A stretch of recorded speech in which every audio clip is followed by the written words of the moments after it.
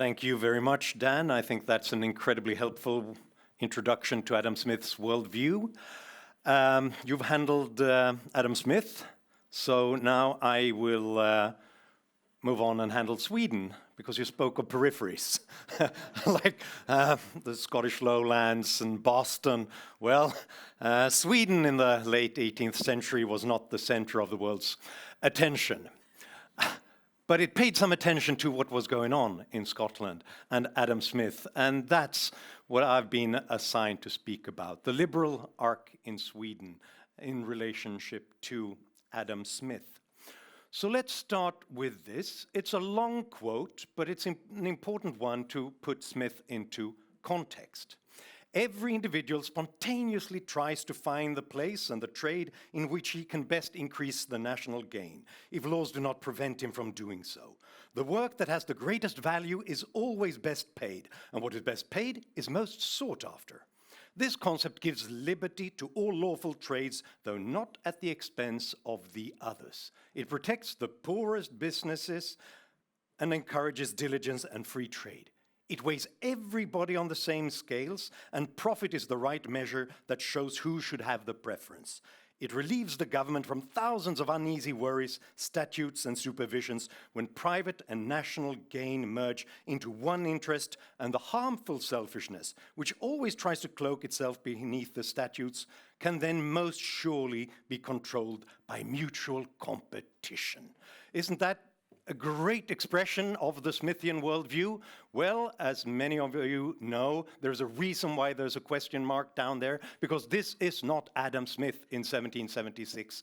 This is Anders Chydenius, 11 years earlier. The Swedish-Finnish Ostrobothnian priest and classical liberal who introduced concepts of the national gain. He didn't use the metaphor of the invisible hand, but that's what he's talking about. How we, all of us, find the place in the economy where we do most good for others, because prices and the profit motive leads us there. And this tells us two things, and Chydenius was great in so many other aspects. He's the one who gave Sweden the freedom of the press statutes, abolished censorship 1 year later. This tells us two things. First of all, Sweden was a periphery, and Swedish was a very small language, because, as Eli Heckscher put it, had this book been translated into a world language in 1765, then it would have been a classic around the world. The second important thing it tells us is that there is something special about Adam Smith's way of talking about those things. Not always original to him, these ideas. They were both inspired by French physiocrats, both Chydenius and Smith. But Smith had a way of talking about it, of building a system, coming up with the right examples, and having the moral authority that made him incredibly influential in expressing these ideas and spreading them around the world, including Sweden. For a long time, there were historians, intellectual historians, who said that Adam Smith wasn't influential in Sweden in the 18th century and early 19th century, but that's because the book wasn't translated into Swedish early on, unlike, for example, in Danish. But look at that book. It's a big one. You don't have to translate all of it. And in fact, what happened early on was that parts of the book were translated. The good bits, the ones with the nail factory and the invisible hand and all that stuff, was translated early on in Sweden. And he was remarkably influential early on among the most important intellectuals in Sweden. And here are just three examples. Three of the most important Swedish intellectuals around this time. Johan Henrik Källgren, the great poet, pointed out that industriousness should be encouraged. Nothing is easier. One need only leave it to itself, unconstrained and unhindered. And he knew this because he had read Adam Smith in a French translation. His friend Niels von Rosenstein, the great Enlightenment thinker who was the first permanent secretary of the Swedish Academy, pointed out that the best book on economics is Smith's Inquiry into the Nature and Causes of the Wealth of Nations, and used those ideas. And Benjamin Höjer, the incredibly influential philosopher, he just talked about the immortal Adam Smith just a few years after Smith's death. So it tells us something about how those ideas already permeated the Swedish intellectual culture and the classical liberal underground in Sweden. Even though we didn't have the full translation, we still don't. But we have a great selection, a great shortened version. It's actually out there for sale right now. Please go and buy a copy. The most important person in making Smith's ideas available in Swedish was this guy, Georg Adlersparre, a military man and an Enlightenment intellectual. Georg Adlersparre, he published a series of magazine, periodicals called Readings in Mixed Subjects, läsning i blandade ämnen, from 1795 and onwards. It's about philosophy, it's about poetry, and it's about economics. And between 1799 and 1800, he published a series of translations of The Wealth of Nations. And roughly a tenth of the book were published in this periodical. And he also often added footnotes explaining how Smith's ideas could be used in a Swedish context to establish rule of law and secure property rights, abolishing the guild system and other things. He was so inspired by Adam Smith that he tried to put those ideas into motion. And he did this under the right word, the right headline, liberal. He's the first person in Sweden using the word liberal in a political context. In this magazine, he talks about freedom of the press, which is guaranteed by the law according to a liberal but true interpretation. And when he gave an important lecture for the Royal Academy of the Sciences in 1804, he used the concept of liberal no less than 5 times, talking about a higher and more liberal economic maxim in contrast to monopolies and tariffs, economic openness as the result of a refined and liberal economic principles, and talking about how wealth is created by a lively, liberal and active economic spirit of hard work and freedom of enterprise.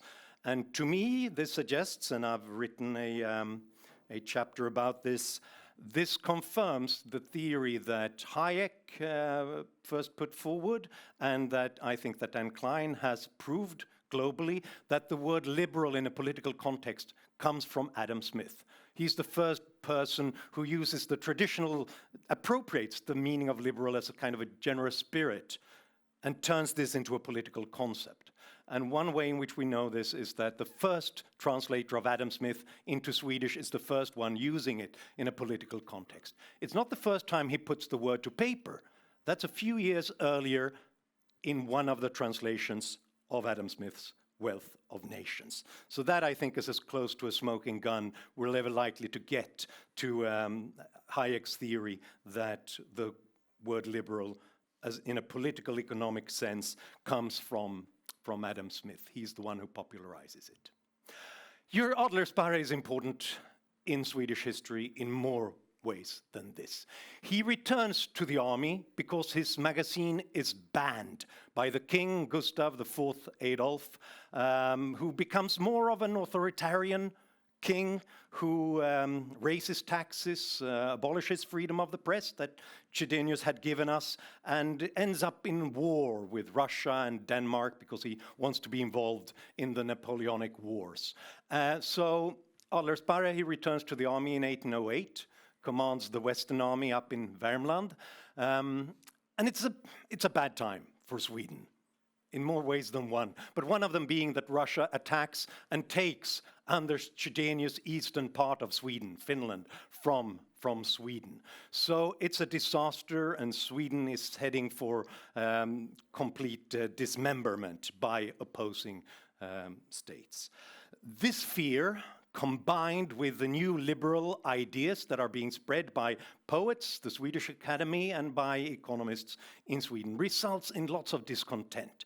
And many people want to depose the king and to come up with a more constitutional government instead.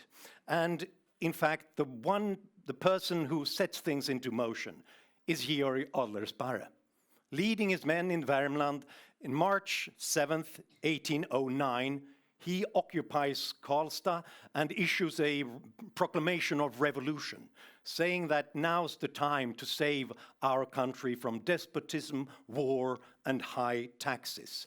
And they march through Sweden in a largely peaceful revolution, few opponents, and they're not Jacobins, they're not ruthless revolutionaries in any way. And a wonderful anecdote tells us why this is a very Swedish revolution. Because in fact, when Adlersparre's men confiscates resources from local administrators, they issue receipts telling them that, yes, they had to hand them over because of military threats of violence, so that they wouldn't end up in trouble afterwards if the revolution fails for some reason. So that's nice, isn't it? And actually, it's a revolution that succeeds, because soon afterwards, the king is trying to flee to Skåne, to southern Sweden, but he's arrested by more sort of court nobles around him who wants to see the end of this era as well. And they tell Adlersparre, now we've done the revolution, it's fine, you can stay, just enter Stockholm, but please leave your men behind. Adlersparre suspects that this is a way of turning the revolution, this liberal revolution, into some sort of coup d'etat and just giving the crown prince the throne instead. So he moves on to Stockholm and invades Stockholm and basically occupies Stockholm for a long time, down in the Westmanska palatset. He stays there until a new parliament has gathered to come up with a new constitution and finds a new king, not from the old family. So this is the revolution of 1809, and it is being done by an Adam Smith fan and the first translator of Adam Smith into Swedish. And this gives us a new political tradition for real.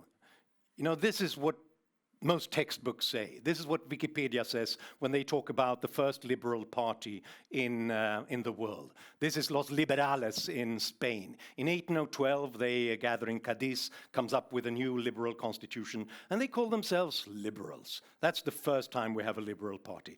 It is not. This is fake news. The real place, it didn't happen there. The real place where the first liberal party was created is this place, actually, just 7 minutes down the road from here. It's Scandic Continental. Nowadays, it looks like this. It used to look like that. It's the Kirsten House, where during this revolutionary parliament, they began to gather in clubs, and two clubs are major clubs, political parties are being founded. One is the Gustavian Party, the Skåne Party, it's also called. They want to keep as much of the old regime as possible. They usually want the old crown prince as the next king. They sometimes try to conspire and create a new coup against this. And their opposing party is the one that's inspired by Adlersparre's ideas and Smith's ideas, Kjellgren, Rosenstein, and Benjamin Höjer, and the others. Many of their members are prominent authors in Reading in Mixed Subjects, that old magazine. And they call themselves, according to the diary notes that we have, they call themselves the Liberal Party. They call themselves the Liberalists, they call themselves the Liberals in this place where they gather and try to come up with more of rule of law and economic freedom. And in one pioneering study of them, Arthur Thomson writes in 1926, politically, the word liberal here meant a constitutional form of government built on public opinion and with a separation of powers as a guarantee for civil liberty as well as a representation on other bases than the various estates. Socially, this view entailed demands for the leveling of the hereditary privileges. And economically, it meant the principle of free enterprise, of free competition. That is, a liberal ideology was at once economic liberalism and constitutionalism, ideas that ultimately stemmed from a natural rights perspective. And this group, the Liberal Party, they don't make it all the way. They're not always happy with the end result, the new constitution. All of them are not happy with the new royal family we get, the Bernadottes from France. the ones we still got there. But the new constitution and its rule of law, the ideas of at least less hereditary privileges, and then resurrecting the Chydenius's freedom of the press, they're very happy about that. And this is something that they had pushed for and made possible. This is the regeringsformen of the June 6th, 1809, the instruments of government, which is an Enlightenment document, we would have to say. After these years of despotic rule without parliament, now there's an idea that we should have a division of powers, rule of law, civil liberties, where the king and parliament possessed in combination power over legislation, but parliament has sole rule over the state budget, incomes, revenues, and expenses. And this passed, as you see, June 6th, 1809.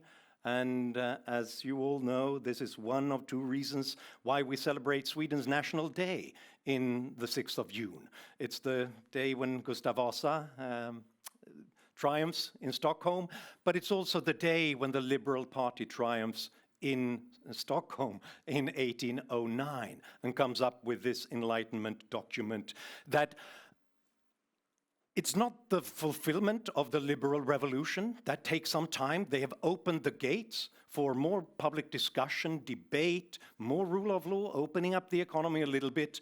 And then with those ideas and with Adam Smith's ideas, because he keeps being influential, and so does his successors like Frederick Bastiat are hugely influential in Sweden in the 19th century. Then in the mid-1800s, we get the real reforms. Freedom of enterprise, free trade, abolishing the traditional estate parliament, and coming up with many of the other reforms. But this moment symbolizes, I think, an important part of the liberal arc in Sweden, the most powerful symbol of the influence of the Liberal Party and of Georg Adlersparre, and therefore also of Adam Smith in Sweden. So, in fact, an Adam Smith fan is the one who gives us an armed rebellion that leads Sweden, this periphery, from being a despotism without a parliament to being a more modern, liberal, and soon, eventually, when those ideas are being more widely perfected, becomes one of the richest countries on the planet. So, in other words, when you celebrate Sweden's National Day the next time on June the 6th, please remember to raise a glass to Adam Smith. Thank you.